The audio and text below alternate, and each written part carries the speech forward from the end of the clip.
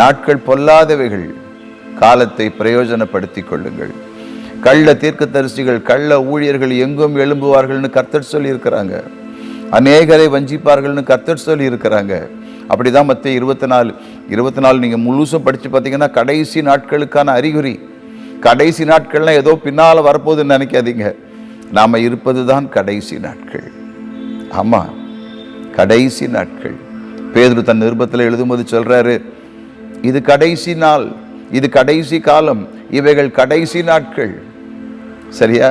சில பேர் கடைசின்னு ஒன்று இன்னும் ஏதோ வரப்போகுது, ஒரு 100 வருஷம் கழிச்சு நினச்சிட்டு இருப்பாங்க. நோ நோ நோ, நாம இருக்கிற இந்த காலமே கடைசி காலம்தான். இது கடைசி நாட்கள் தான். இந்த கடைசி நாட்களில் அநேகர் வஞ்சித்து கொண்டே இருப்பார்கள். நீங்கள் பாருங்க, ஒவ்வொரு காலகட்டத்திலும் எத்தனை வஞ்சிக்கிறவங்க எழும்புறாங்க. ஊழியத்தில் சொல்கிறேன், சபைக்குள்ள எவ்வளோ வஞ்சிக்கிறவங்க எழும்புறாங்க, எவ்வளவு கள்ளத்தனமான உபதேசங்கள் சாதாரணமாக பிரசங்கிக்கப்படுது. கவனிக்கிறீங்களா? செழிப்புங்கிற போர்வைக்குள்ள, ஆசீர்வாதம் அப்படிங்கிற போர்வைக்குள்ள எவ்வளவு காரியங்கள், தேவனுக்கு சித்தமில்லாத காரியங்கள் எல்லாம் பிரசங்கிக்கப்படுது. கவனிச்சுட்டு வரீங்களா? உபத்திரவம் இல்லை, விசுவாசத்துக்காக போராட வேண்டிய அவசியம் இல்லை, நமக்கு நெருக்கங்கள் இல்லைன்னு சொல்லக்கூடிய பிரசங்கங்கள் எழும்பிக்கிட்டு இருக்கு. நான் ஒரு கர்த்தருடைய ஊழியக்காரனா சொல்றேன் உங்களுக்கு, நீங்க என்றைக்கு தேவபக்தியாய் நடக்க மனதா இருக்கிறீங்களோ அன்னைக்கே உபத்திரவம் ஆரம்பமாகும்.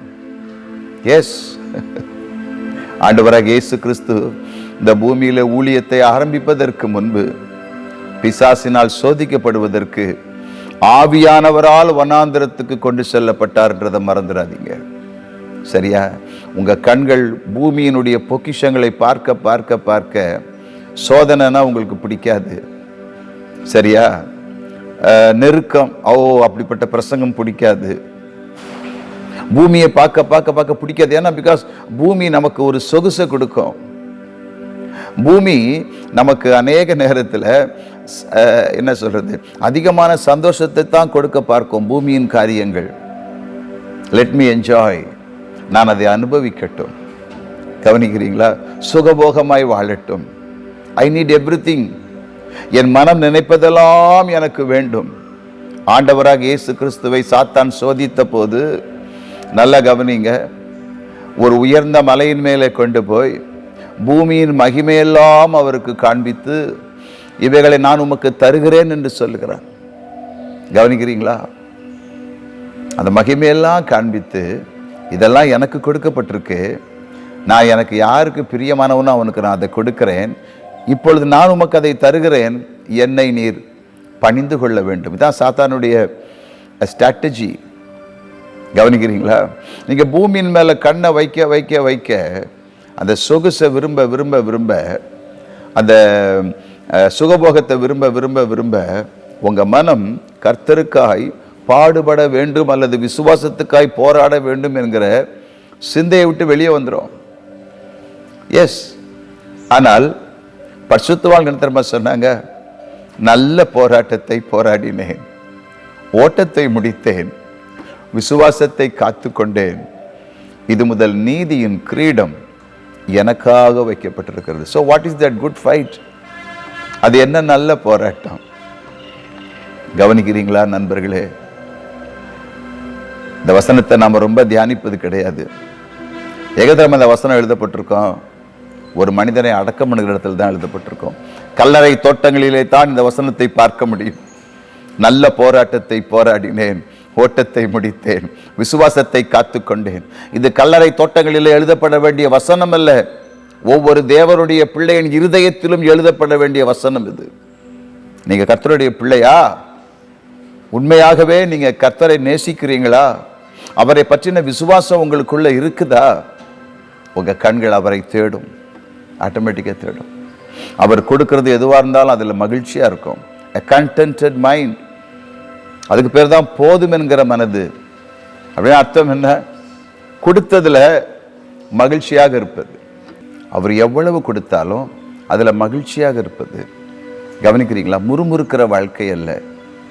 இன்னைக்கு நிறைய பேர் பணத்தை விரும்பி, நிறைய கிறிஸ்தவர்கள் கடன்காரங்களாக இருக்காங்க தெரியுமா? நிறைய பேர் என்ன தெரியுமா ஜெபம் பண்ண சொல்கிறாங்க? கடனுக்காக ஜெபம் பண்ணுங்க, கடன் வாங்க போகிறோம் பேங்க்கில், அதுக்காக ஜெபம் பண்ணுங்க. ஆசீர்வாதமே கடன் வாங்குவதல்ல, பிறருக்கு கடன் கொடுப்பது தான். So be careful about your life.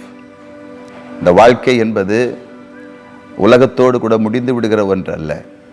அப்படி இருந்தால் புசிப்போம் குடிப்போம் பின்பு சாவோம்னு சொல்லலாமே, அப்படி இல்லை. 1 கொரிந்தியர் 15ஆம் அதிகாரத்தில் பவுல் எழுதியிருக்கிற ஒவ்வொரு வார்த்தையை நல்லா படித்து பாருங்க.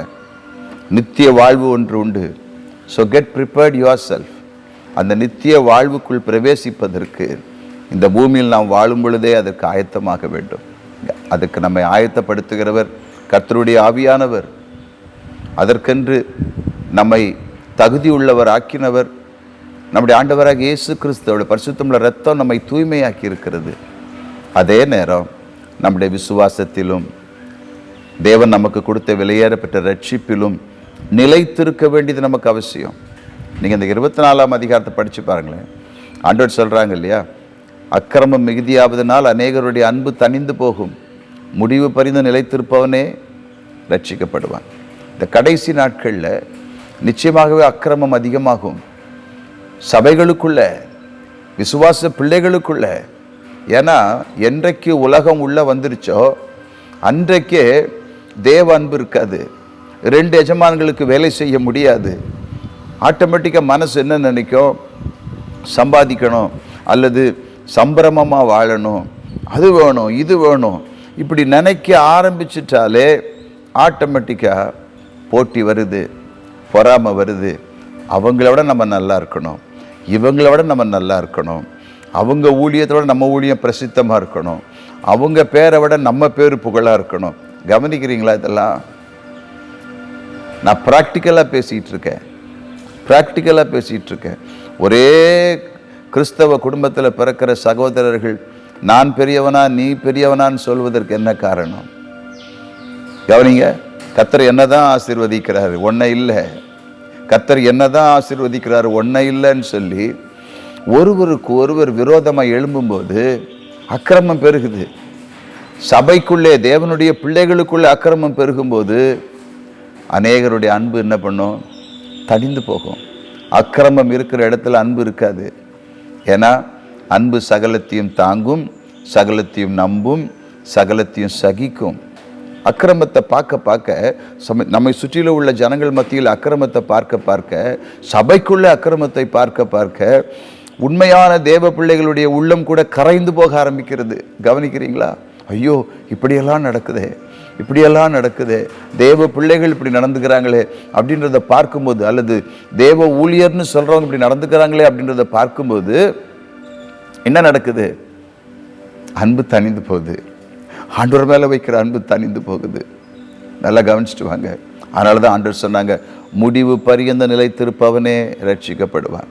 இது சாதாரணமான வார்த்தை இல்லைங்க, ரொம்ப கவனித்து யோசித்து தியானிக்கப்பட வேண்டிய ஒரு வார்த்தை. தேவனை தேவனுக்காகவே தேட வேண்டும். அவர் நமக்கு கொடுத்திருக்கிற ரட்சிப்பு விலையேற பெற்றது. அந்த ரட்சிப்போடு கூட சேர்ந்து மற்ற எல்லாவற்றையும் அவர் நமக்கு கொடுக்க வல்லவராக இருக்கிறார், உண்மை உள்ளவராக இருக்கிறார். Have a contented mind. கொடுத்ததுல சந்தோஷமா இருக்கிற மனதை கேட்டு பெற்றுக்கொள்ளுங்கள். அதுதான் சிறந்த ஆசீர்வாதம். போதும் என்கிற மனதுடனே கூடிய தேவ பக்தியே மிகுந்த ஆதாயம் இல்லையா? அதை விட்டுட்டு என்ன பறக்கிறத விரும்பும்போது இருக்கிறத விட்டுட்டு பறக்கிறது, அது வேணும் இது வேணும், பேர் வேணும், புகழ் வேணும், பணம் வேணும், செல்வம் வேணும், அப்போ என்ன ஆகும்? அக்கிரமம் பெருகும். எஸ், என்றைக்கு நாம் அந்த கண்டென்டட் மைண்டோடு இல்லாமல் இருக்கிறோமோ அன்னைக்கே நமக்குள்ள பொருளாசை பெருகும். எல்லாவற்றையும் அனுபவிக்க வேண்டும் என்று மனசு துடிக்கும். இதனால் தேவ அன்பு குறைந்து போகும், உத்தமம் குறைந்து போகும், உண்மை குறைந்து போகும், பரிசுத்தம் குறைந்து போகும், ஜெப வாழ்க்கை குறைந்து போகும், சகோதர சிநேகம் குறைந்து போகும். கவனிச்சுட்டு வரீங்களா? ஒரு காலகட்டத்தில் விசுவாசம் குறைந்து போகும். அதைத்தான் பவுல் தீமோத்தேயுக்கு சொல்றார். நான் ஒருவேளை நீ கொஞ்சம் வேகமாக பேசுகிற மாதிரி இருந்தாலும் நல்லா கவனிச்சுட்டே வாங்களே. அதைத்தான் பவுல் தீமோத்தேயுக்கு சொல்றார். அவர் என்ன சொல்றாரு? எப்பா, பண ஆசையினால அநேகர் தங்கள் விசுவாசத்தையே உருவ குத்தி கொள்ளுகிறார்கள். விசுவாசம் என்பது தேவன் தருவதற்காய் காத்திருப்பது, தேவன் தரும் வரைக்கும் பொறுமையோடு கூட காத்திருப்பது. சரியா? பொருள் ஆசையோ பண ஆசையோ நம்மை வழிமாற செய்து, உண்மையை விட்டு விலக செய்து, அநீதிக்கும் அநியாயத்துக்கும் திரும்ப செய்து நம்மில் உள்ள விசுவாசத்தை கொலை செய்து விடுகிறது. கவனிக்கிறீங்களா? விசுவாசம் என்பது தேவன் மேலே வைக்கிற நம்பிக்கையின் நிச்சயம் மாத்திரமல்ல. விசுவாசம் என்பது தேவனுக்காய் உண்மையாய் வாழ்வதும் விசுவாசம்தான். ஆகையினால் என் அன்பு நண்பர்களே, கர்த்தர் சொன்ன இந்த 2 வசனம் ரொம்ப முக்கியம். ஒன்று, அநேக கள்ள தீர்க்கதரிசிகள் எழும்புவார்கள். பி கேர்ஃபுல், ஜாக்கிரதையாக இருங்க. கடைசி நாட்கள் தான் இது. இன்னொரு நாள் வரும்னு நினைக்காதீங்க. இன்றைக்கு செய்யப்படுகிற எல்லா பிரசங்கங்களும் ஆவியானவரால் கொடுக்கப்படுகிற பிரசங்கம்னு நினைக்காதீங்க. Be careful. பைபிளோடு அது ஒத்து போகிறதான்னு நீங்கள் கொஞ்சம் தியானம் பண்ணுங்க. அநேகர் ஒரு வசனத்தை எடுத்துக்கிட்டு அந்த வசனத்தை வச்சு பெரிய பிரசங்கத்தை பண்ணிடுவாங்க. அந்த வசனத்தை வச்சு தங்களுடைய கொள்கையை நிலைநாட்ட பார்ப்பாங்க. மீன்ஸ் தங்கள் உபதேசத்தை, தங்கள் டாக்டரினை ஒரு வசனத்தை எடுத்துக்கொண்டு. பைபிள் அப்படி அல்ல.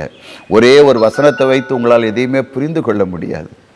Read the whole chapter. அந்த முழு அதிகாரத்தையும் படியுங்கள், அந்த முழு புத்தகத்தையும் படியுங்கள். அப்போ தான் அது எதற்காக எழுதப்பட்டிருக்குன்னு தெரியும். ஒரே ஒரு வசனத்தை எடுத்துக்கிட்டு அதை பலவிதமாக வியாக்கியானம் பண்ணுதல் ஆபத்தை கொண்டு வரும். தவறான வியாக்கியானங்கள் எழும்பிவிடும். So be careful. என் அன்பு தேவனுடைய பிள்ளைகளே, ஆண்டவர் சொன்ன வார்த்தையை மறந்துடாதீங்க. ஆண்டவர் சொல்கிறாங்க, அக்கிரமம் மிகுதியாவதனால் அநேகருடைய அன்பு தணிந்து போகும். நான் கிராமங்களில் ஊழியம் செஞ்சிட்ருக்கிறேன்.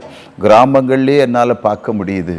ஜனங்கள் எப்போ உலகத்தின் பக்கம் கண்ணை வைத்து அது வேணும் இது வேணும்னு நினைக்கிறாங்களோ, உடனே அவங்களுடைய உள்ளம் தேவனை விட்டு விலக ஆரம்பிக்கிறது. எந்த எக்ஸ்டெண்ட்டுக்கு போகிறாங்க தெரியுமா? எந்த அளவுக்கு போகிறாங்க தெரியுமா?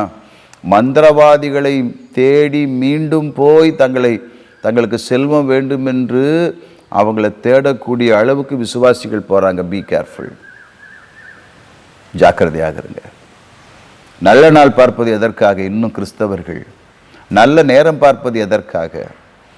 ஏன் தேவனுடைய பிள்ளைகள் வாஸ்து சாஸ்திரம் பார்க்குறாங்க? வை? கிறிஸ்தவர்களுக்கு விசுவாசம் என்ற ஒன்று இருக்குமானால் எதற்காக இவைகளை தேடி போக வேண்டும்? அதுக்கும் விசுவாசத்துக்கும் சம்பந்தமே இல்லைங்களே. கவனிக்கிறீங்களா பிரதர்ஸ்? கவனிக்கிறீங்களா? நாட்கள் பொல்லாதவைகளானதால் காலத்தை பிரயோஜனப்படுத்தி கொள்ளுங்கள். இன்று போய்விட்டால் அது திரும்ப நாளை வராது. Today gone is gone. அந்த நேரத்தை திருப்பி பார்க்க முடியுமா? திருப்பி கொள்ள முடியுமா? முடியாது. தேவன் நமக்கு எச்சரிப்பாக இந்த வார்த்தையை கொடுத்து கொண்டிருக்கிறார். முதலாவது தேவனை தேடுங்கள், அவருடைய ராஜ்யத்தை தேடுங்கள், படைத்தவரை தேடுங்கள், அவர் தந்த கிருபைக்காக அவரை துதியுங்கள். உங்கள் ரட்சிப்பு நிறைவேற பிரயாசப்படுங்கள். நம்ம ரட்சித்தது அவர்தான், நமக்குள்ள விசுவாசத்தை துவக்கிறது அவர்தான். ஆனால் அதை காத்துக்கொள்ள வேண்டியது நம்முடைய கரத்தில் இருக்கிறது. லிசன். கவனிக்கிறீங்களா? ஆகையினால் கொஞ்சம் பைபிள் பக்கம் திரும்புங்க. கர்த்தருடைய முகத்தை நோக்கி பாருங்க. அவர் என்ன சித்தம் வைத்திருக்கிறார் உங்கள் வாழ்க்கையில் என்பதை புரிந்து கொள்ளுங்க. பரிசுத்தமாய் வாழ்வதற்கு உங்களை ஒப்புக்கொடுங்க. எதற்கெடுத்தாலும் உலகத்தின் ஆசீர்வாதம் ஆசீர்வாதம், பணம் பணம் பணம், தேவைகள் தேவைகள் என்று அதற்காக தேவனை தேடாதிருங்கள். ஆண்டவர் சொன்னாங்க, இவைகளெல்லாம் உங்களுக்கு வேண்டும் என்று, தேவை என்று உங்கள் பரமபிதா அறிந்திருக்கிறார். ஆகையினால் என் அன்பு தேவனுடைய பிள்ளைகளே, உங்கள் இருதயம் கலங்காதபடிக்கு பார்த்து கொள்ளுங்கள். Have a contented mind. போதும் என்கிற மனதுடனே கூடிய தேவ பக்தியே மிகுந்த ஆதாயம் அப்படின்னு சொல்லி பைபிள் எழுதப்பட்டிருக்கு இல்லையா? ஆகையினால் கர்த்தரை தேடுங்கள், முழு இருதயத்தோடு அவரை தேடுங்கள். ஆண்டவரே, என் வாழ்க்கையில் உம்முடைய சித்தம்தான் என்ன? எதற்காக என்னை முன்குறித்தீர்? நான் என்ன செய்ய வேண்டும் ஆண்டவரே? அதை கேளுங்க. அப்படித்தான் பவுல் கேட்டார். ஆண்டவர் அவரை சந்தித்த போது பவுல் சொன்ன வார்த்தை என்ன? ஆண்டவரே, நான் என்ன செய்ய சித்தமாக இருக்கிறேன். இத்தனை அருமையான ஒரு வார்த்தை பார்த்தீங்களா? அப்படியே உங்கள் வாழ்க்கையை நீங்கள் ஆண்டவருக்கு ஒப்பு கொடுங்க. ஜெபிப்போமா? பரிசுத்தமுள்ள எங்கள் பரம தகப்பனே, இந்த இனிய வார்த்தைகளுக்காக நாங்கள் உமக்கு நன்றி சொல்லுகிறோம் அப்பா. அப்பா, எங்கள் ஆண்டவர் சொன்ன வார்த்தைகளை நாங்கள் தியானித்தோம். ஒன்று, கள்ள தீர்க்கதரிசிகளுக்கு எச்சரிக்கையா இருங்கள். இன்னொன்று, இதோ அக்கிரமம் மிகுதியாவதனால் அநேகருடைய அன்பு தணிந்து போகும். இந்த 2 காரியத்தையும் மனதில் வைத்து, ஆண்டவரே, எங்கள் அன்பு குறையாதபடிக்கு நாங்கள் உண்மையிலே இணைந்து இருக்க கிருபை செய்யும். நாட்கள் பொல்லாதவைகளா இருக்கிறதே, அதை பிரயோஜனப்படுத்தி கொண்டு உடைய வருகைக்காய் காத்திருக்க கிருபை செய்யுங்க. உத்தமமான கன்னிகையாய் ராஜாவின் வருகைக்காக, மணவாளனின் வருகைக்காக நாங்கள் காத்திருக்கட்டும். எங்கள் வாழ்க்கை உம்முடைய கரத்தில் அல்லவோ இருக்கிறது ஆண்டவரே. எல்லா துதிகன மகிமை உங்களுக்கு ஏறெடுக்கிறோம்.